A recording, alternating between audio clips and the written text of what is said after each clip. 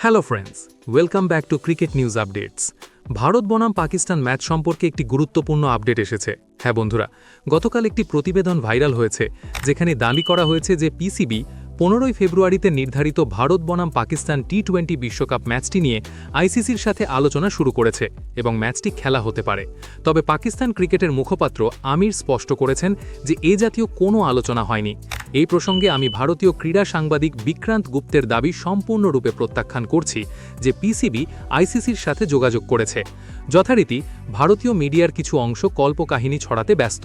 শুধু ধৈর্য ধরুন এবং সময় দিন, তাহলে সবকিছু স্পষ্ট হয়ে যাবে যে আসলে কে ব্যাট করতে গিয়েছিল এবং কে করেনি।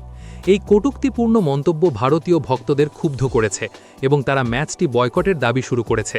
যেমন একজন ব্যবহারকারী লিখেছেন, যথেষ্ট হয়েছে। 15 ফেব্রুয়ারি ভারত এবং পাকিস্তানের মধ্যে একটি ম্যাচ হলে আইসিসি এবং বিসিসিআই এর লজ্জিত হওয়া উচিত। তারা আক্ষরিক অর্থেই এমন আচরণ করছে যেন তারা ক্রিকেট পরিচালনা করে এবং আইসিসিকে অর্থ প্রদান করে।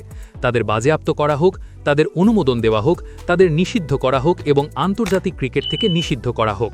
বন্ধুরা, এ বিষয়ে তোমাদের মতামত কি তা কমেন্টে জানাও এবং ভিডিওটি ভালো লাগলে এখনই চ্যানেলটি সাবস্ক্রাইব করো। Stay tune for more cricket news updates only on cric news. Thank you.